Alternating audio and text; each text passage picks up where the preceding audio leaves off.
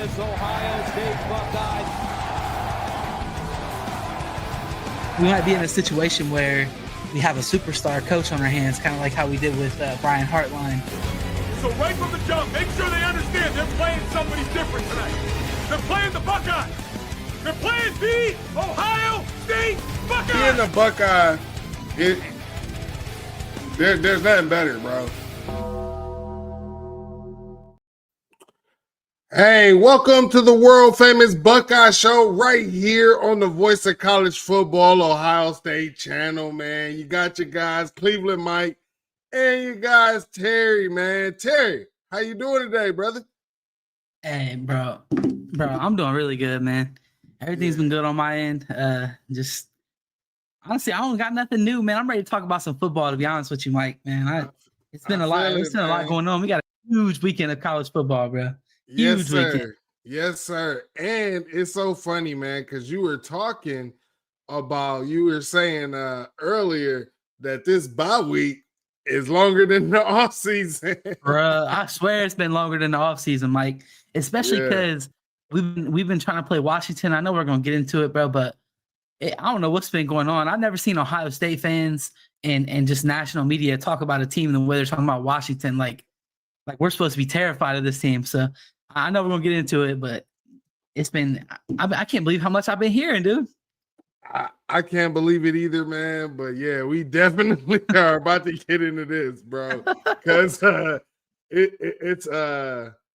it's crazy. And in the chat, I put a question in the chat. Why is Ohio State on upset alert?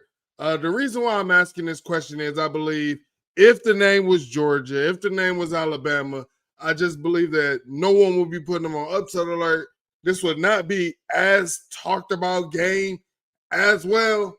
And I believe that the Buckeyes, just coming off a national championship, they are one of those type teams, an elite tier team. Why are they saying? So let me know in the chat why they are calling this an upset or whatever. But Terry, man, there's been some crazy stuff going on in college football, man. But I do want to start off with a coach that I like, Fran Brown. He was discussing about people poaching his players, man. And his quote is I don't care, but don't let me find out and then I'll see you because I ain't no B word. I'm going to come at you like, what's up? I'm going to see you. I mean, I love Fran Brown. And I mean, you know, people try to do stuff behind closed doors. But again, it's one of those things where everything comes to the light. Yeah, bro. And I believe him too, bro. Hey, Fran Brown is like the realest dude. When you listen to him talk, he said, look, I ain't know. I'm gonna tell you about yourself, man. And honestly, I don't know if he's played against any coaches that stole players from them. I don't think so, because the only one I can remember them losing for sure is the Pena kid that went to Penn State. But I mean, that's how it should be, bro. Like, if you're a head coach, like, listen, if you want to take my players, bro, then we're gonna talk about it. I'm gonna pull up on you and we're gonna have this conversation. Yeah, and then I love Fran Brown, bro. I love. I mean, his interview before they played Clemson, you know, he was like, everybody picked Canelo to win, right? Everybody picked Canelo to win, you know. So as soon as he brought that up, I knew something was up. He knew something, and there's some tells that I kind of want to talk about when we do talk about this Ohio State game, because just like he gives some tells, I feel like there's been some tells in this Ohio State team, man. But over the course of week 4, you know, last week we talked about some coaches that got fired. The latest coach to get fired, the third coach, is Mike Gundy, fired after an embarrassing loss to Tulsa, losing 19-12. How do you feel about this? Do you believe that they fired him too soon, or is it on par? Listen, I know that things get iffy when you're dealing with a coach who has like almost legendary status at a school. Obviously, Gundy's been at Oklahoma State for a long time. They didn't fire him too soon, bro. Like, it's 2025. You can't just be at one of these P4 schools and just be trash and then go in the media all the time and just be complaining about money and stuff like that. It's like does Tulsa pay their players more than Oklahoma State? Do they have a bigger budget than Oklahoma State? I would imagine no. And yet Mike Gundy's in the media talking about, well, this team, like, was it Oregon, right? He went in there talking about Oregon's paying their players $1 billion. It's like, dude, you guys got beat. Like, well, they get beat like 65-3 or something to Oregon. You know what I mean? It's like, if you're going to complain about stuff like that, your team has to be competitive with what you have. And then you can be like, look, we need more money so that way we can take this next step and we can compete with these teams. But I think it was time, bro. With Mike Gundy, it was just time. Like, I feel like, I don't know, he'll probably end up getting like an analyst job or something, and he'll be with some coaching staff somewhere, and he'll be probably a great addition to that coaching staff. But it doesn't matter how long you've been at a school, bro. You gotta. It's like, it's a what have you done for me recently type of business, you know? Yeah, it is, man, and that's just the reality that we live in. My thought about the whole situation was, I'm sitting here like, is this the route that they should have went? Because it's a stepping stone job, right? Jim Knowles even showed it's a stepping stone job as well. I know a lot of people are talking about, you know, him being up for head coach and everything, and will he entertain that? I think that's pretty entertaining, but I mean, I just feel like it's a stepping stone job. You have a guy who actually wants to be there, and I feel like the next coach that you find, you have to find a coach who wants to be there, because if your next head coach just goes and then kills it in the Big 12 and then looks to get an SEC job or a Big 10 job, then what? Exactly. I mean, also, but like I said, you're seeing now more than ever, bro. Like, all of these schools, they have big time rich donors that are connected with the school in some way. The thing with the schools now is you got to get the right head coach in there to give those big time donors the confidence that if they go out and spend some money on that school, that you're actually going to use that money and go out and win them like a championship. And if you don't have that, which they were never going to have that with Mike Gundy, I guarantee you, Mike, there's some big time rich multiple. You know, it's not just one. I mean, this is a college where people go to get a higher education. There's multiple big time, big money guys that will be willing to donate their money to Oklahoma State. And clearly they were not willing to do it with Mike Gundy, because that's all he ever did was complain about money. So if they go out and make the right hire, they can make a move to start becoming a better football team. I mean, look at teams like Texas Tech, teams like Miami, teams like Nebraska. All these teams are on the come up, and they may not make it to the top. They may not win a national championship, but the fact of the matter is that you have way more confidence in those teams and what their future is going to look like right now than you did 3 or 4 years ago. Agreed, man. And Terry, man, we talked about some games last week, some games that was either our underrated game, top games as well. But we also have came back to where we do Terry's favorite, the upset of the week. And Terry, how'd you do? I did not listen. I will never pick my upset of the week and it be on Billy Napier ever again. They are ridiculously bad, dude. I don't understand. Like, listen, I got respect for Miami. I even picked them to make the playoffs, but bro, Florida, with the talent that they have out there, being as bad as they are on offense, and your head coach is calling the plays, and he's saying he's not going to give up play calling, and your offense is terrible. Like, dude, fire him. He should be the next coach to get fired. I don't care what nobody says. He's got to go, bro. He's got to go. Hey, I'm telling you. Hey, we appreciate everybody that's watching. If you're watching right here on YouTube, make sure that you hit that like button and that subscribe button. Hit that notification bell so you can catch us every Wednesday. You can also catch Garrison on, Tuesdays and Thursdays for the Ohio State Primetime Live and the call-in show. And then you can also catch me and Garrison for the post game every Saturday, directly after the Ohio State game. So that's why I'm telling you, hit the notification bell. So right after the post game, you like, man, let me go check out Mike and Garrison, see what they done broke down and what notes they took from the game as well, man. Because some of us, we just see the game differently. We look at different things. Also, y'all can come tell us what y'all think as well, man. But again, hit that like button, hit that subscribe button. We appreciate all of you all, man. Another game that we had talked about last week was the Texas Tech and the Utah game, man. And Texas Tech is, like you said, is looking like a legit team. They went into Utah and beat them 34-10. And in the fourth quarter, when the game is, supposed to be won, they went ahead and put up 24 points alone just to go ahead and seal the game off. And it just looked like Utah and Kyle Whittingham. Like I said last week, I don't bet against Kyle Whittingham, man. But this Texas Tech team, the money that they're spending, they actually might be legit. And what's crazy, Mike, is that a lot of the money that they're spending is on their future success. It's not even for right now. So they've just kind of have momentum in that program right now. And this is like the exact example I was just talking about, man. They have momentum, and you can see it on the field that the players that are playing for this team believe in what their coach is telling them. They believe that they're going to be one of the top teams in the country. They're probably going to end up falling short because, this Texas Tech, they don't have the roster composite yet.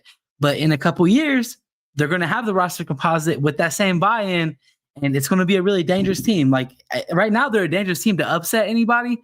But when I'm talking about like potentially, trying to like win a championship, when I'm talking about a little bit down the road. Right, man. And the team up north went into Nebraska. I know a lot of people thought that Nebraska was going to pull that win off, Terry, man, but they did not, man. Dylan Raiola did not. Here's the thing. His stat-wise, it looks good. But my issue is the guy's just a statue. To me, he's a better Kyle McCord. Yeah, I'm not gonna put that on him, man. I think he played okay.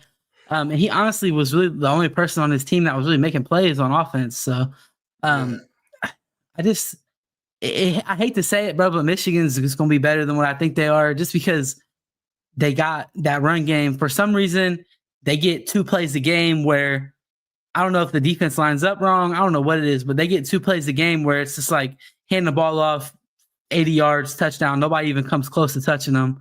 And against Nebraska, it looked like they were really just misaligned.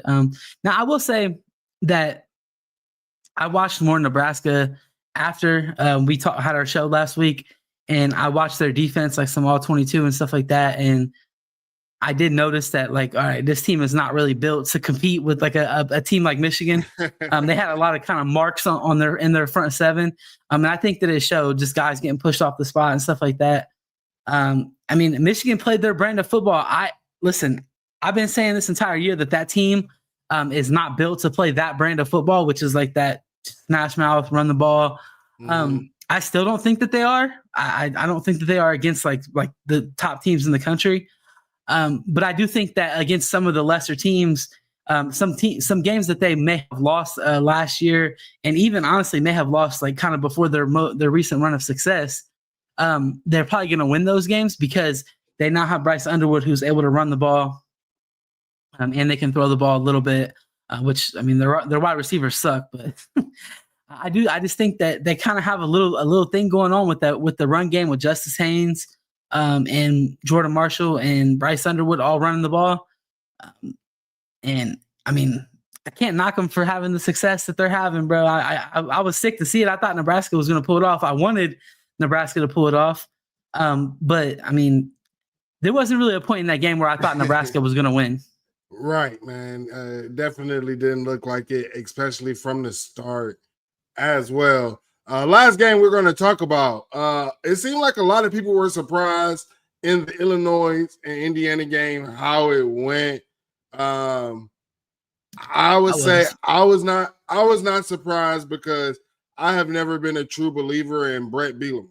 Right, that's been my biggest thing. I used to try to explain to Arkansas fans on why I did not have faith in Brett Bielema, because I felt like when he had a success in the Big Ten, you had the team up north was down at the time, and then I think Ohio State was going through sanctions and all of that, the turmoil and crap. So it was just like, okay, then he ran off to the SEC or whatever, and I mean, he really has just had an okay coaching career. I mean, they came in as the number 9 team in the nation. I think I remember saying I didn't understand why Illinois was ranked over Indiana, but Yeah. I mean, how do you feel about Indiana? Because the thing is that everybody likes to say is Indiana don't play nobody. People were believers in Illinois, all the production that Illinois returned, and they just dumped a mud hole in it. Yeah, I mean, I think the Indiana schedule this year is going to take care of like letting us know what kind of team they are. Like I believe in Signetti to come into a program and help that program get better. But I don't think the Indiana is like, I mean, they could potentially make the playoffs, I guess, if they win. I think with their schedule, they still have Oregon, Penn State, and Indiana maybe left to play. I could be wrong on the third one, but definitely Oregon, Penn State. I mean, if they split those games, they can make the playoffs. But out of those two teams, I think maybe they could beat Penn State. Probably not. I kind of look at them kind of the same way that they were last year. I just think that when you have a team like that, you can get the coach.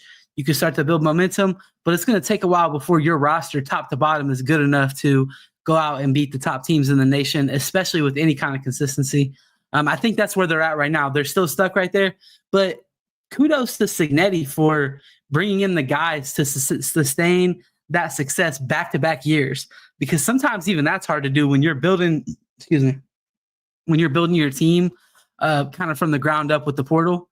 And, you know, a lot of them guys that he brought over there with him left last year, and he was able to bring new guys in, and they're still looking good. The way they beat Illinois was crazy, Mike. I know you don't believe in Brett Bielema, bro, but that getting beat by that much. I mean, yeah, like 63-10, yeah. But I mean, here was the thing. Other than the top teams, this is what Indiana was doing last year. Yeah, I know.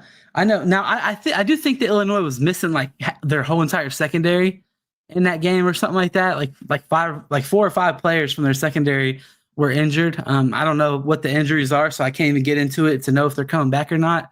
But it doesn't matter, dude. You can't get beat that bad, bro. Exactly. And you know, Signetti. Go ahead. And if you want to be a playoff team as well, one thing that we have always talked about since the new expanded playoffs is you have to show that you have depth. If you don't have it, to me, you're not considered for a playoff team. Yeah, I agree with that. But also, like, you got to play these games. You got to win them, bro. You know what I mean? Like Indiana, they may not show that they have depth this year, but if they lose to Penn State and Oregon and win the rest of their schedule, they're probably going to be a playoff team. I mean, I don't know. That's just a result of the 12-team playoff. That's why I like college football now too. I like the new 12-team playoff because you get teams like this who don't have the depth. They can go in, they can play their schedule. Maybe they'll lose 1 or 2 games to the teams that are better than them they're supposed to lose to. But there's always room in sports for a Cinderella story. You know what I mean? So like put Indiana in the playoffs, kind of like last year. Like Indiana gets in the playoffs. Imagine if they would have beat Notre Dame. Like I know Notre Dame handled them pretty well, but you go out and you win one game and then you got some momentum. I mean, you never know what you're going to run into. So I don't know. I'm excited to see where Indiana, where they go from here. I do think they probably upgraded at quarterback this year, which is saying something because their quarterback they had last year, I forget his name. Do you remember his name? Curtis Rourke. Yes. I'm surprised I forgot his name because I was literally like touting dude last year. Like, have you guys seen this guy at Indiana? But I do think that their quarterback they got this year he's playing better than what Curtis Rourke was, and Rourke was injured last year a lot too. So they got a chance to make a run. I hope they beat either Oregon or Penn State. That would be cool to see, honestly, just to see some parity in the Big Ten. Yeah, I'm after seeing what I saw from Indiana, I'm very interested in looking to see that Indiana Penn State game and how that will be because they've had some battles and it was funny. They were talking, I believe, on Big Ten Network. They were showing the last time Indiana and Penn State had a big game was in 2020 back, and guess who Indiana had back then as their quarterback? Come on, man. Big Penix energy, man. Michael Penix, man. Come on. Yeah, and Indiana won it. You know, it was a controversial call, I believe. You know, Michael Penix extending his arm in the ball. I do remember that. Yeah. Yeah. So, I mean, I'm definitely interested to see how this game is going to go this year. But, you know, before we move on, we definitely have to take care of some housekeeping business, you know. So let's go ahead and take care of that. Get your business, product, service, or personal brand to the next level by partnering with the Voice of College Football. See what our partner Win Agency has to say about its sponsorship experience with us right here on screen. Let's discuss how you can reach your target market. Contact us at sponsorships at vocfb.com. Again, that is sponsorships at vocfb.com today. All right, man. I think, hey, if you're not in here now, boy, get in here. Get in here. Tell your friends. Let them know. Right now is the time. And again, you can always catch the world famous Buckeyes every Wednesday right here with myself and Terry at 7:30 Eastern time. And again, you know, put your comments. If you're watching on Twitter, hit that retweet button. We get to see that, man. Go ahead. Y'all chop it up in the live chat. Let us know what you think. We can see the live chat on Twitter as well. We want to know what you guys think. We see we got about almost 200 people watching on X. So go ahead, let us know exactly what you think, man. Yeah. I mean, Terry, I'm trying to figure out what do people think. And again, the question is, why is Ohio State on upset alert? So you guys, let us know that in the chat, man, in the comments too, man. Yeah. Why do you think that people are putting Ohio State up on upset alert? I don't understand it. I can't wait to talk about it, honestly. I've kind of been like going stir crazy, waiting to talk about this, kind of scrolling up and down on the timeline on Twitter. Like, why are Ohio State fans posting Washington highlights? Like, what is going on here? I don't understand. I'm trying to figure it out, Mike, and I can't wait to talk about it. But let us know in the chat, guys. Why is this happening? Why? I mean, I get like you might think it's going to be a close game, whatever, but why? What's the reason? Yeah, I mean, and Ohio State has a 3:30 kickoff on CBS, going to visit Washington out there in Seattle. And here's the thing, man. Let's go ahead and get into it. Let's go ahead and get into it because, well, first I want to start off. Terry, you spoke on it, was the fans. A lot of the fans, Buckeye fans, are hyping up Washington. They have some doubts, and they believe this is going to be a very, very challenging game for Ohio State. Why do you think this is? I think it's engaging for me. Me personally, Mike, I think that what this is I think that you have a result of two teams that, one, Washington, a team that nobody watches play football. Nobody watches play them because they play at night. They haven't played a team that is worth a crap at all. And I think that the results of that is people were seeing highlights of Damon Williams and David Boston. Or is it David Boston? No, his name's not David. Boston. It's not David. I'm stupid for that. Whatever. Damon Williams, Boston, and that running back they got. People are seeing highlights of them, and they're like, oh, this team's going to make it a real game. And then on top of that, I think that you have Washington fans who don't watch Ohio State football. I listened to a Washington podcast earlier today, and it was unbelievable what they were saying about Ohio State. I'm sitting here, I'm like, bro, I know your team way better than you know my team because I've actually watched Washington all 22 film, watched their games. But I mean, they were calling Julian saying a check down merchant, saying that our O-line was trash and like all kinds of stuff. But I'm just like I think this is literally just a result of people just not watching enough football, but giving their opinion on football based on a couple of highlights that they saw on Twitter. That's my synopsis. That's what I think this whole thing is. The reason why people are thinking that. Now, I will say that Vegas has the line going down and it's down to 7 or something now. And I know that's not the case with Vegas. Maybe people are just assuming that the atmosphere at Washington is going to be like the most insane atmosphere ever in football. I mean, I guess. I don't know. I think dropping the line, I think if you drop the line, right, what it does is it entices more people to do what? To go ahead and bet on it, right? Like let me bet on this because I think Washington, they can cover this, right? I think Washington can go ahead and do this. I mean, I really feel that's the reason why they dropping it. It entices more people to be like, hey, this is more realistic. Let me go ahead and do that, right? I mean, I honestly have no idea why people I see. I'm gonna go ahead and I see some people are saying because they have a running quarterback. I think that Ohio State has dealt with running quarterbacks before. Also, I thought that it was good prep in Ohio State going up against Ohio U, right? And I believe that for the most part, they held them in check. And you saw when Arvell Reese basically started rushing down on them and spying, they kind of went away from that quarterback run after that. You know who is the other quarterback that's good at running the ball that nobody talks about is Arch Manning. People think Arch is a slouch, bro. Arch is way bigger than him and probably just as fast. I mean, if you want to talk about strength, got smacked on the goal line. I mean, for the tush push. So, I mean, the quarterback, yeah, he has not had a turnover yet. He has, the stats so far has looked good, but if you want to, we could talk about the opponents, right? You've went up against the Colorado State, you went up against Washington State, and you went up against FCS UC Davis, right? So, I mean, of course, you should look good. You have not went up against a true P4 team because Washington State is not a P4 team. Yeah, exactly.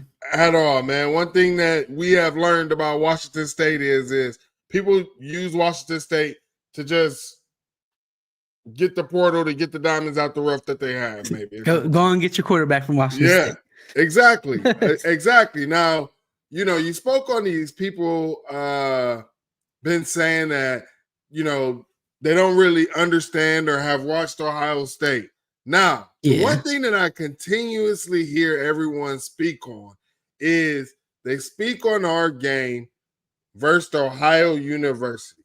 They speak on a game where, there's a difference. You playing your rivalry game, you get up for that. You should be getting up for that, right?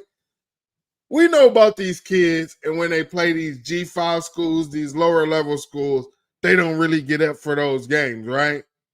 But a lot of people are putting stock in that game and starting to speak on, does Ohio State have red zone issues? I mean, they did in that game, right? Like, do I think that, if I'm a team, do I think that I'm going to be able to stop Ohio State? Wait, hold on. If I'm Washington, do I think I'm going to be able to stop Ohio State in the red zone? Bro, Washington's defense might be worse than Ohio University's defense. And I mean that so seriously. Like, I've watched their all 22, bro. I've watched their film. They're probably worse than Ohio on defense.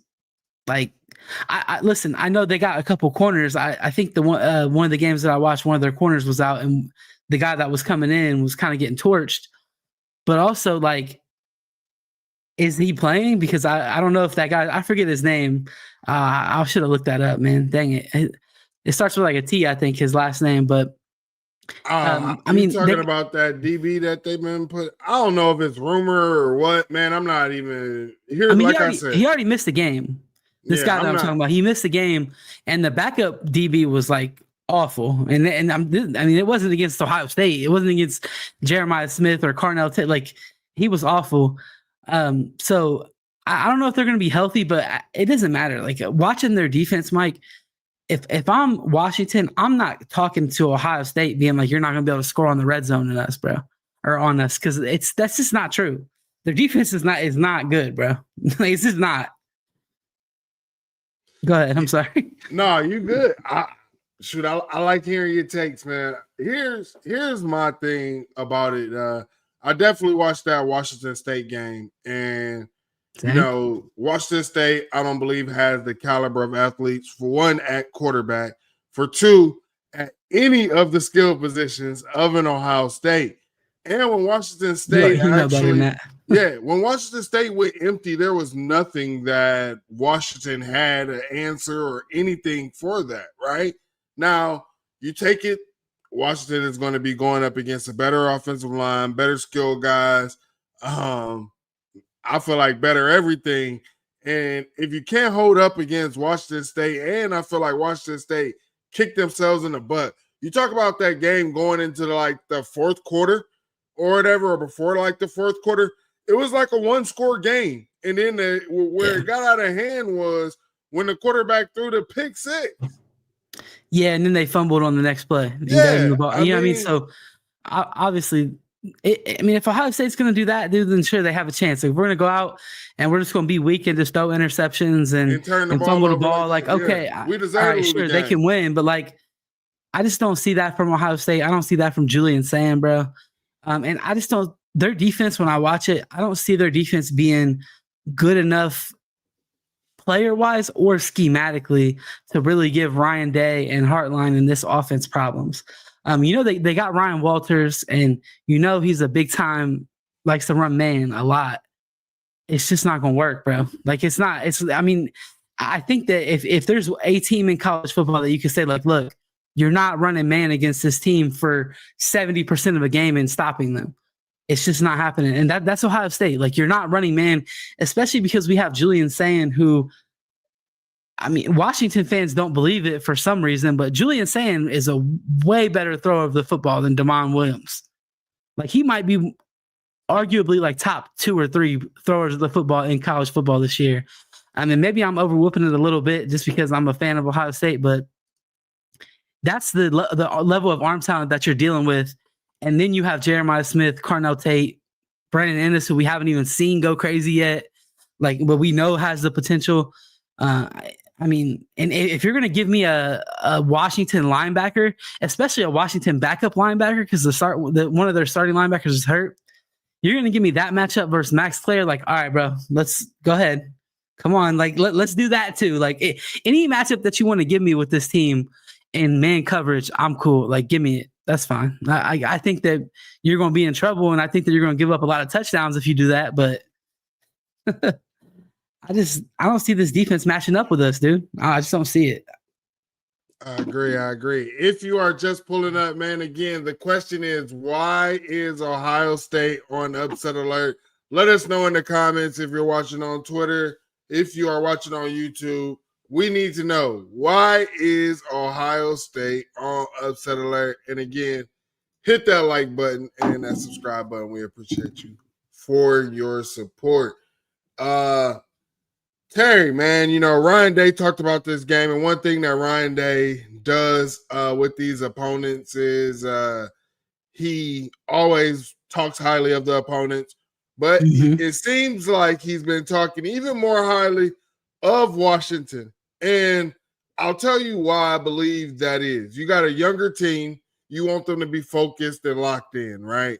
That's something that you would have to do. One thing that Ryan Day, I believe, has done, and has done multiple times through the media, is use his interviews and his press conferences to speak to his team. We seen it when he spoke about the defensive line earlier in the spring, and really it was just a push to get those guys ready. So what do you think about Ryan Day, his comments about Washington? Also, Matt Patricia saying that Damon Williams reminds him of Kyler Murray. Yeah. Listen, they've been super complimentary of Washington. And all that tells me, bro, is that we're not overlooking this team. The one thing that Ryan Day said, Mike, that really kind of got me going. I'm oh yeah, we're about to go in here and really just blow this team out. Ryan Day, when he was talking about them leaving early to go there, because if you guys haven't heard yet, Ohio State's leaving on Thursday instead of Friday. Last year when they went to Oregon, they left on Friday. They got there, they had dinner or whatever, went to sleep, woke up the next day, played the game. They're going down there on Thursday. They're going to go down there. I get Ryan Day said, have a snack, go to sleep, and then they're going to do their best Fridays in football. So like their last practice, that's like their, after all the work is done, they're going to do that there and then go to sleep again, wake up the next day for the game.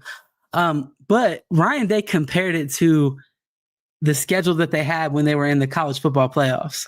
He said, when we were in the playoffs, it really helped us that we were getting there a little bit early and we were getting acclimated and everybody just was kind of chomping at the bit to play.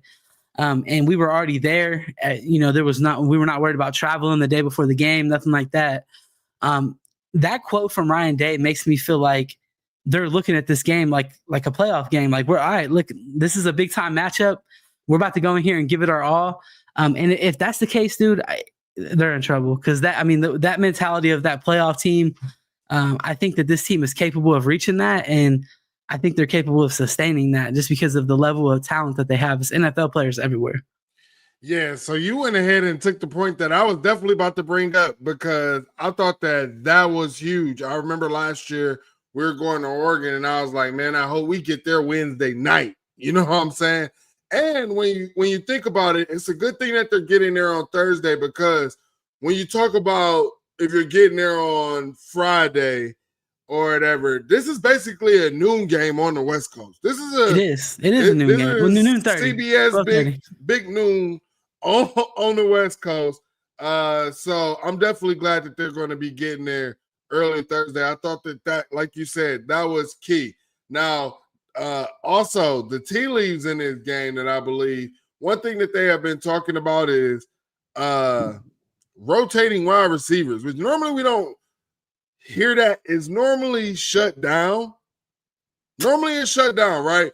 Hardline shuts that stuff down and says, hey, if the guy's not as good as Jeremiah, why am I putting him out there? Like, that's what he normally goes. But it seems like they want to rotate or get some more guys in there. Do you think that they just BS? Is this the BS, or do you believe that is actually real? Man, I am not believing that crap, man. They ain't even giving targets to Brandon Ennis, man. And, I know that the defense kind of dictates that and stuff, but you're not going to tell me they can't draw something up to get Brandon Ennis a touch on the ball. I just don't see it, man. If they do, I think it would be cool, especially because I don't want to get to the end of the season and our wide receivers have dead legs because they end up having to play 4 quarters of a lot of these games coming up. So I don't want that for them. And I definitely want to see Bryson Rodgers. I want to see Mylan Graham out there. Because honestly, those are 2 wide receivers that I think will really give this Washington secondary problems with their skill set, both of them being like kind of route runners, speed guys. I think they would really give Washington problems. But at the same time, Mike, I'm not believing that until I see it, bro. I'm just not. I feel you, man. And I tell you, I really think that it's a possibility. Wishful thinking, man. Because here's the thing. Like, Hardline had been talking about in his last press conference, he was talking about the tight ends and them needing to get touches because they deserved it, all the work that they have done and that they put in. But do we really believe that we're going to see Ohio State's tight ends continue to eat like that right now throughout the season? No. I think that there's some more that we will do with the tight ends, but I think that that's going to be something that we're going to incorporate later down the season.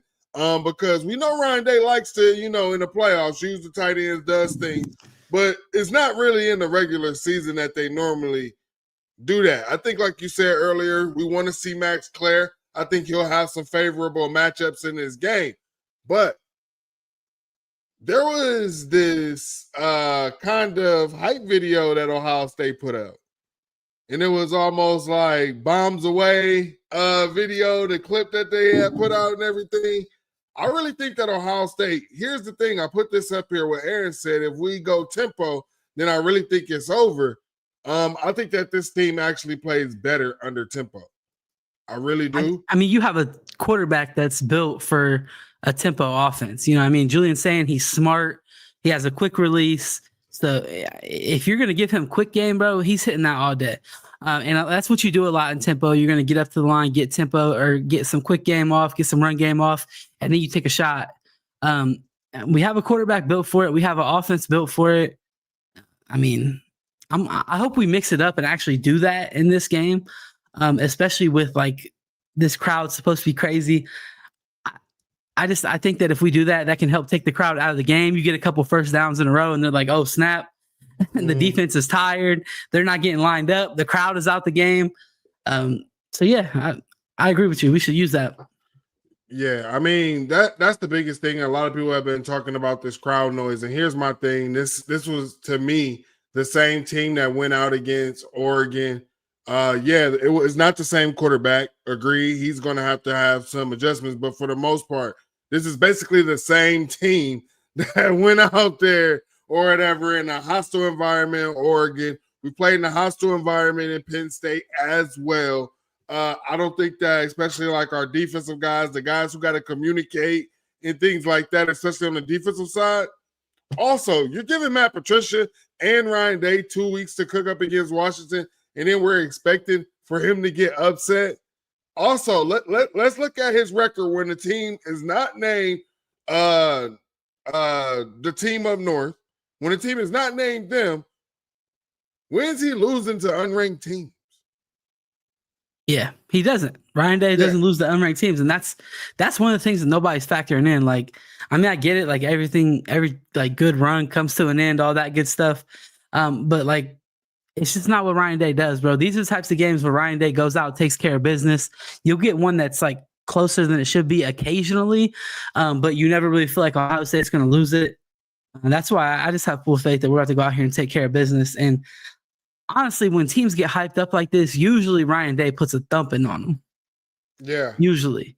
If a team comes in and it's like, oh, everybody expects Ohio State to win, but they're maybe a ranked team or their people still think they're a good team, that's the type of team that might end up getting in a close game with you, especially if they try to like run the clock out and don't try to run their offense, stuff like that. But when you get a team that's coming in with the hype that this team is coming in, and they're not even ranked, bro. I think they should be, to be fair. I do think they should be ranked, but like they're not even ranked. So it's weird to be saying that a team is getting so much hype when they're not ranked. Here's but my thing. it's why would you rank this team? And then if they got thumped by Ohio State, they'd be right out the rankings. If that's how you really feel. And that's so true. my thing is, let's let them play Ohio State, see how they look. And to be honest, if it's a good loss, rank them. I mean, to be honest, we've seen AP poll move people up after a loss. Listen, I'll be cool with that. Yeah.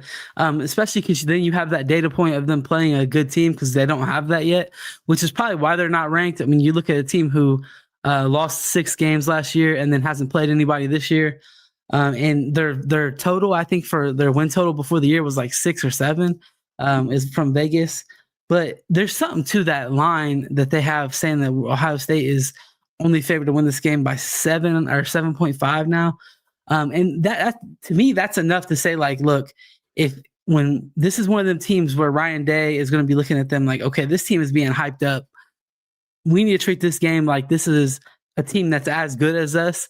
And when we do that, the result should be that we go out there and blow them out, like run them off the field. Right. And I mean, right now they're showing as, I believe, one of the top 5 run blocking teams, according, I believe, PFF. What else? They have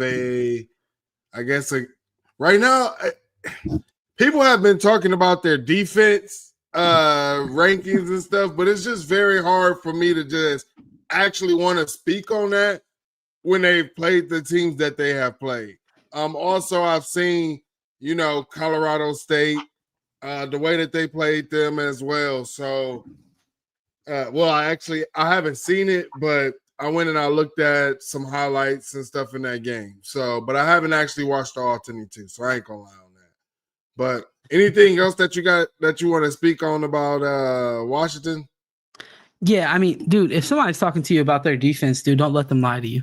Their defense is not good, bro. Like their D line is not good. Their secondary, I mean, maybe they have like 1 or 2 corners that's decent, but like they can easily they can get got. I mean, I just don't see it with this team, man. And I think that a lot of people are hyping them up because of 3 players. Like there's only 3 players that you even hear people talk about on their team, and that's Damon Williams, that's Boston, and then that's the running back that they got. I forget his name. And it's just like you're going to need more than that. Like Ohio State has that caliber player or better at every single position. Yeah. And in the two deep. You know what I mean? So it's like we're not dealing with two teams that are equally matched at all.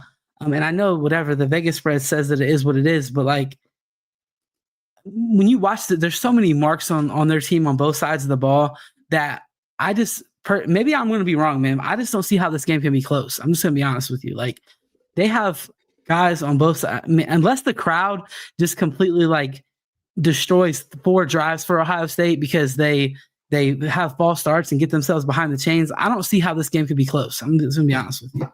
Just based on film, based on the players that they have. Go ahead. Everybody keep talking about this environment, but here's my thing about Julian saying is bro, he had, I mean, I know we were at home in Ohio Stadium, but he had opportunities to be rattled against Texas. But I watched that man throw strikes while getting hit, getting pressure by Colin Simmons and things like that, bro. So, like, I just feel like he's going to be fine. You know, I honestly believe he's going to be fine as long as he don't do, like, the dumb stuff, you know, and try to be slinging the ball out or whatever to somebody while he's, you know, taking the sack. Just tuck the ball in, take the sack. But, I mean, here's my thing. One thing that Ohio State likes to do is what, Terry? On defense, stop the run. Exactly. So if I'm forcing him to pass the ball, I mean, I can live with that. I can live with that because, dude, I trust all day. I trust Iggy. I trust Matthews, Caleb Downs, McClain back there as well. So I have no issues with that. Yeah, absolutely, bro. Before we get you out here, man, they want to know what is your bold prediction for this game, Terry? Listen, I'm not gonna let y'all down like last week, man. I'm not ever letting Billy Napier be the reason that I lose my bold prediction. I don't do these beforehand. I like to just go ahead and just look at college football, look at the landscape, and see what I'm feeling. So let me take a look at it real quick while we're going. Let me go down through the list here. So many big games this weekend, man. Let's see. We got Florida State, Virginia. Nah. Wait for it. Let me see. All right. Let me see. You got the LSU Ole Miss. LSU Ole Miss is a good one. Oregon, Penn State. LSU Ole Miss ain't spicy enough, though, man.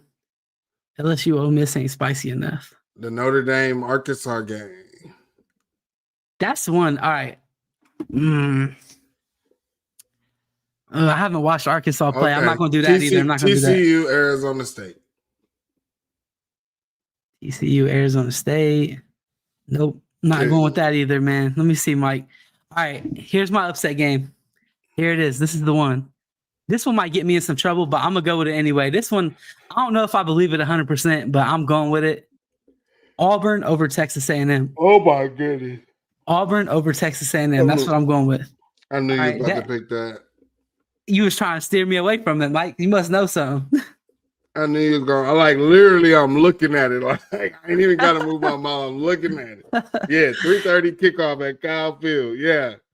Now, it is. That's a home game for Texas A&M. So if they lose that game, that's obviously trouble.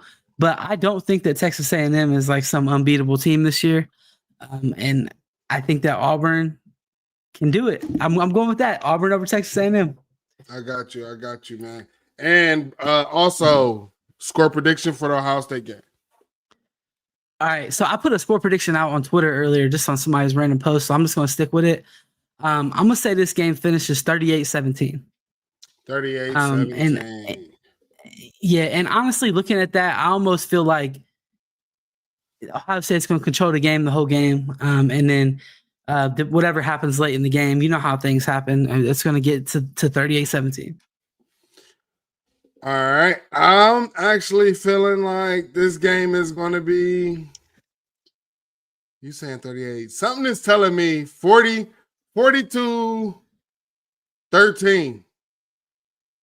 I mean, to be honest, stomping. I would not be shocked because, like, if we go tempo, I just believe we're going to score a lot. if we go tempo. Yeah. And I do. And now here's the thing, Mike. Oh, go ahead. I'm sorry. I thought you were done. Go ahead. No, go ahead. I feel, and like I said, I feel like we do really good tempo. We keep the defense on the heels. And one thing that this reminds me of, it reminds me of Michigan State, like the way how bad their defense was and what we would do to them. That's kind of how I see that. That's what it reminds me of too. I agree with you. The only reason why I didn't predict my score that high, and their score that low is I think that we're going to run the ball. I genuinely think that Ryan Day is going to go out here in this crowd, and I think that our run game is going to get established on them because I don't see their front seven, they're being able to really stop Ohio State's run game. The one thing that the Washington fan said that was just unbelievable to me was that he said that our O-line was bad. And then he went on talking about how they have like 3 or 4 guys on their O-line that are going to be first round picks. And I'm just like, you're not watching your own team, bro, or my team. But I just think that Ryan Day is going to establish the run game. I think that you're going to see it from all the running backs too. I think we'll probably end up seeing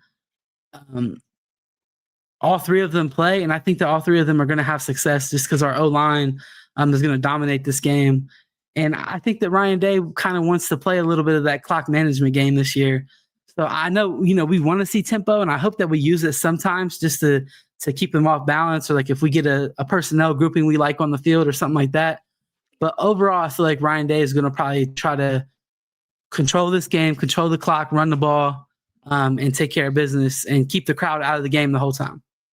Yeah, maybe I'm reading too much into it, man, but I feel like for some reason, Bryson Rogers might have a game, might have his coming out, and like I said, I don't know Bryson why. Rogers, ooh. Yeah, I think that like we might that. end up seeing him because I mean they've been trying to show him a little bit more. Also, it's like when we see who goes and gets in the game, he gets a shot. So I'm very interested to see how this game is going to go. I know some people was talking about weather. It's like 30 to 20% chance of rain. I'm not really worried about that. I don't think that fans need to be too worried about that either.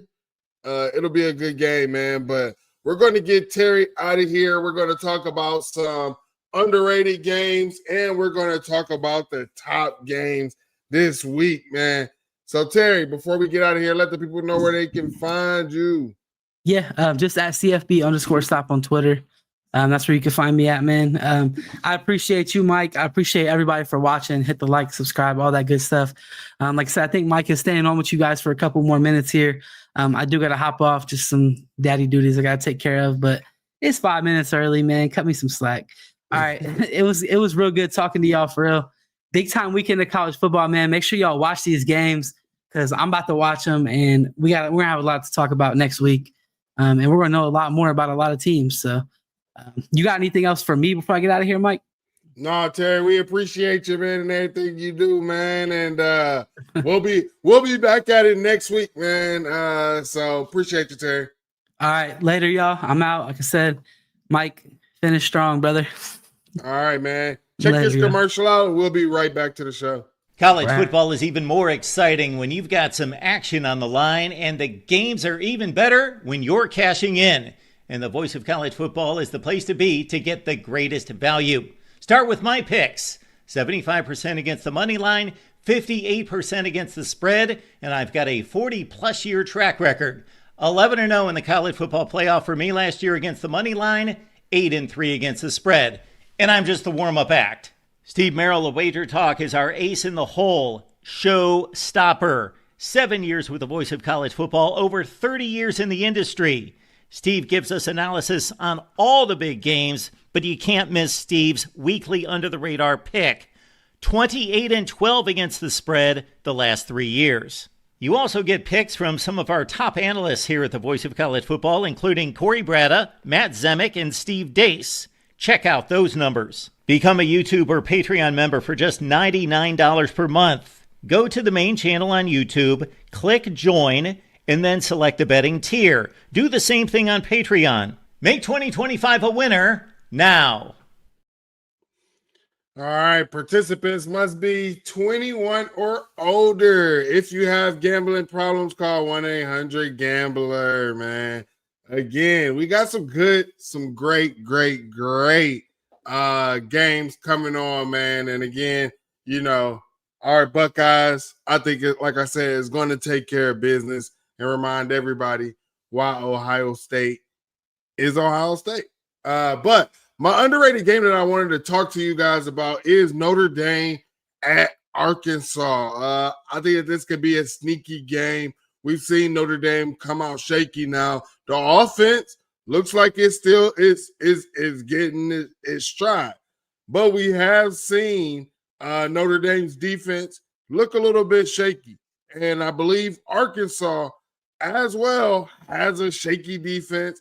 Doesn't have too well of a defense. This is going to be a game about whose defense can get the most stops, whose defense can make the most plays.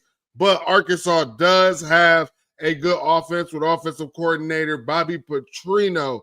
This will be a noon kickoff on ABC. I think everybody should be tuned in watching this game, and Notre Dame is still ranked. But if Notre Dame goes into Fayetteville and loses this game, it could be really bad for Marcus Freeman. And here's this: ESPN FPI right now has it at 56.4% in his matchup predictor for Notre Dame.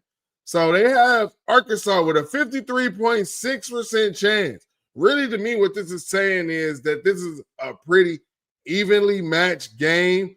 Taylor Green is more turnover prone than Carson. Than Carr from Notre Dame, having two more interceptions. But I want to say he's thrown at least like 60 more passes as well than Carr. When you're talking about rushing numbers, Jordan Love has actually rushed for less yards than Arkansas's quarterback, Taylor Green. So when you're talking about in the running game, Taylor Green is a threat. Can Notre Dame handle that?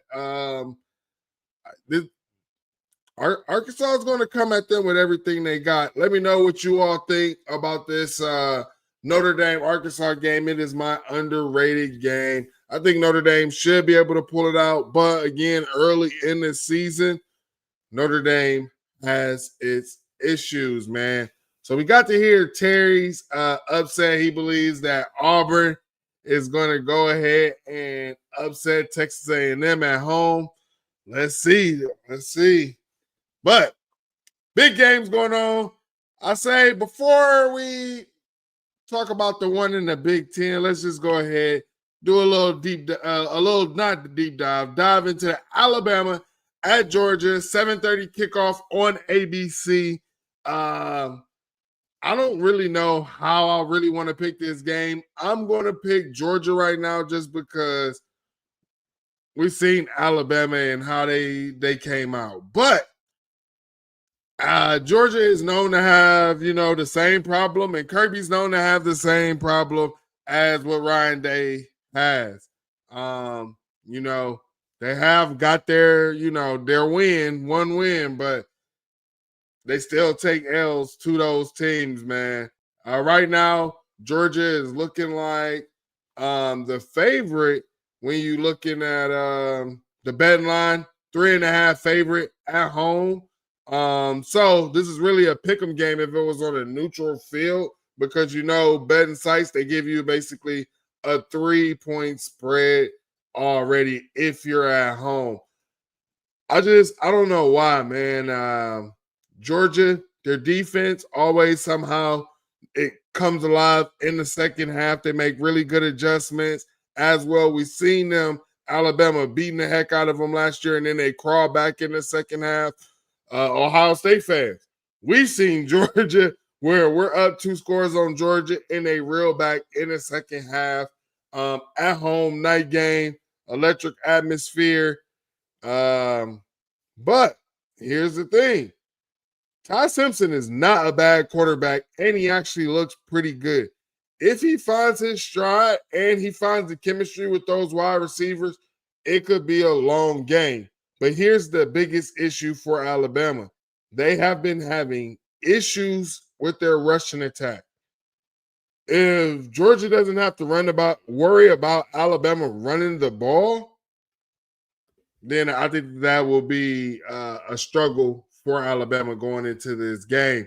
Now, the game that everybody wants to talk about, everybody I thought was going to be talking about, but it seems like people want to talk about the Buckeyes versus Washington a little bit more, is Oregon going all the way across the country to little Happy Valley, or as Will Howard would like to say, Sad Valley, and will be taking on Penn State in their first whiteout matchup.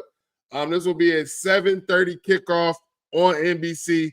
I'm looking forward to this game, so I'll be doing the post game for the Ohio State game, wrapping that up, and then I'm going to be trying to catch that game. So I might miss the beginning of that Oregon and Penn State game, but I'm definitely going to have, those games side by side each other, watching those. But I think that it's going to be a really good game. Right now, if I'm going off of the way Oregon has been playing and then the way Penn State has been playing, it is very hard for me to pick Penn State in this game. So I am leaning more Oregon in this game. Drew Aller against non-P4 competition, he has seemed to struggle. What I'm looking for, like I've told you all, is how is Jim Knowles going to do against Oregon? Will he revert to his old ways, or has he made the adjustments that he says that he's made? I'm very interested in seeing what Jim Knowles does, how he will attack Dante Moore. This will be his first time in a hostile environment. I know I was talking to some Oregon fans earlier today, and they said Dante played at Utah, which is a hostile environment, which is true. But I think that this environment is going to be, with the stakes on the line, I think this has more weight than that one.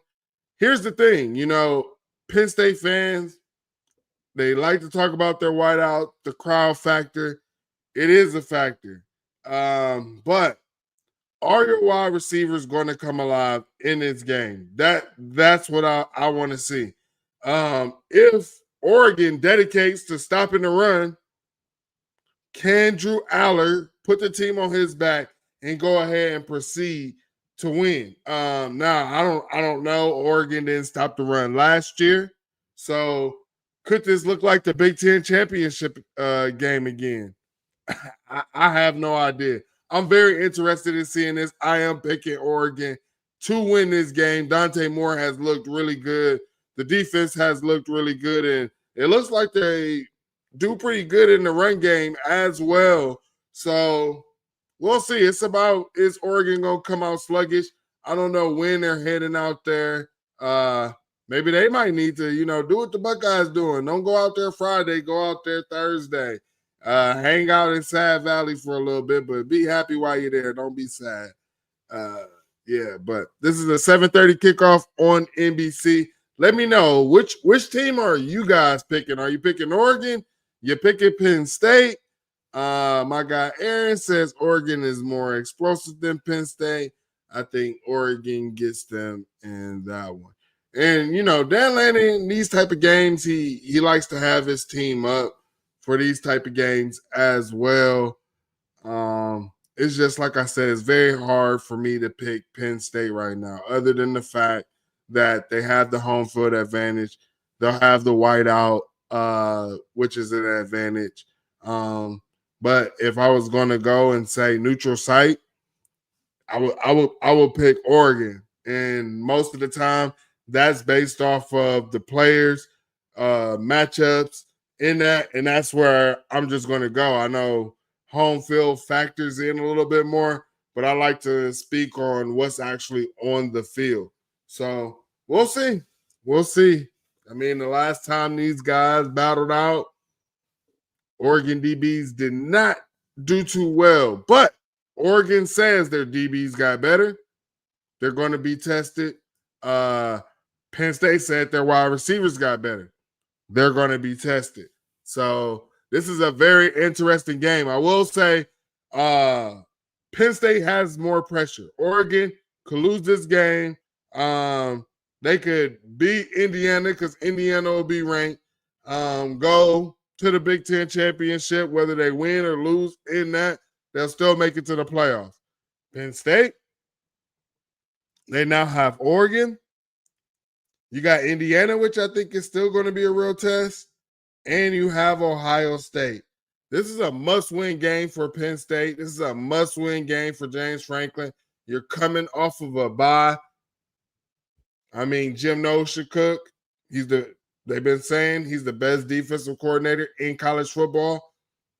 Let's see it. So we appreciate everybody for coming out. I appreciate you all, man. This has been a fun show. Hanging out with you all, man. I definitely enjoy doing this. Again, make sure you hit that like and that subscribe button. And again, if you caught the show late, I still want to know, why is Ohio State on upset alert, man? Why? Please explain that to me. Somebody explain that to me. I need to know why Ohio State is on upset alert. Matter of fact, let's change the question up. If Washington was playing Alabama or Georgia, would they be on upset alert as well? And are you able to confidently tell me right now Alabama and Georgia is way better than Ohio State? You guys answer that. Leave that in the comments. I appreciate you all. And with that, we are out of here. World famous Ohio State Buckeyes. We might be in a situation where we have a superstar coach on our hands, kind of like how we did with Brian Hartline.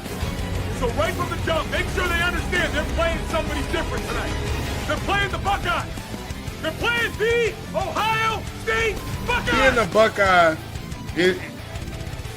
there's nothing better, bro.